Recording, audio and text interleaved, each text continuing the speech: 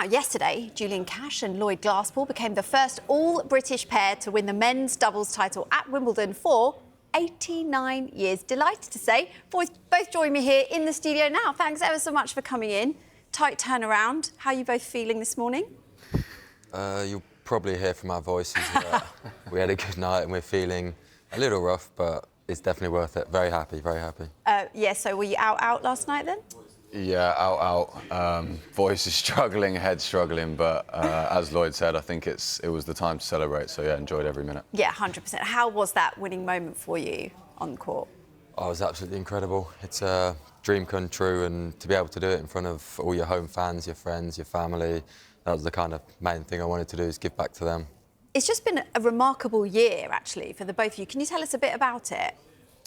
Yeah, I mean, we only started playing together towards the end of last season. I think we're probably around 9 months together now. And it's been progressing, honestly, kind of every week. And this grass season especially has been unbelievable. We've played every single match we possibly could have through the grass, picked up 3 trophies, all 3 of them in England. And as Lloyd said, to do that in front of friends, family, it's amazing. Yeah, speaking of trophies, you've got your trophies here. They look pretty incredible. Does it feel a bit surreal when you're looking at them?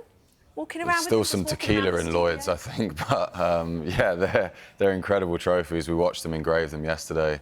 So yeah, I mean the whole experience from start to finish has been very surreal. And how did it feel coming into the tournament? Did you feel a lot of pressure? I actually didn't feel any pressure because we'd just won 2 previous tournaments. I actually just took a load of confidence from that. I know people were kind of saying we're one of the favourites, but I didn't feel too much pressure. I just felt a load of confidence with all the matches we'd won in the past. Yeah. Now, we mentioned it, making history by becoming the first all-British pair to win men's doubles titles at Wimbledon for 89 years. What has some of the reaction been like? Yeah, I mean, we've had... I haven't honestly been through my phone properly. I've just been like... Your phone's dead after last night. Your battery's dead, isn't it? Pretty much, yeah. But no, I mean, crazy amount of messages. It just shows how much it means to a lot of the people around us, which for us is probably the most special part, I think. Yeah, I mean, it must be when you look up in the crowd and you see your family at that winning moment, it must make... And like you said, seeing the engravings on the trophy as well must make it all a bit more real. Yeah, I mean, my parents don't get to travel much. My brother, it's the first match he's ever been to, so yeah, it definitely just made it that extra bit special. Oh, what a way. I mean, it's all downhill from there now, isn't it? Pretty much, yeah. Now, look, so 12 months ago, you watched on as former partners won the title. How did that feel compared, obviously, to this year?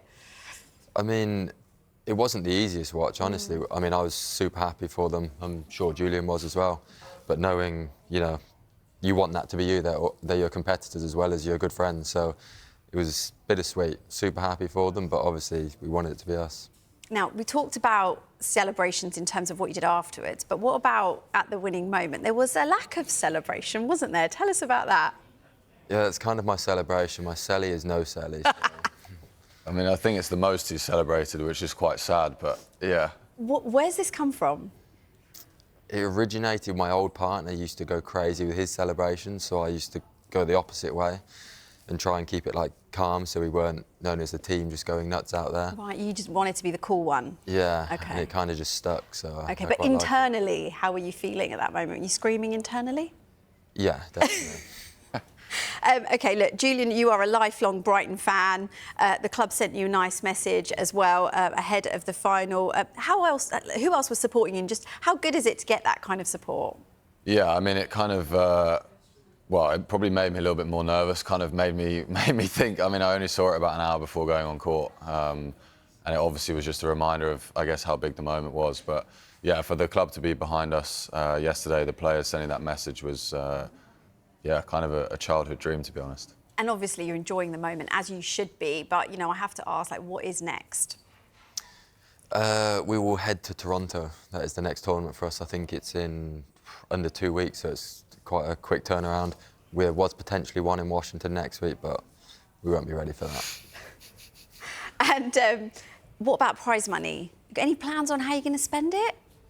Has it all been spent last night?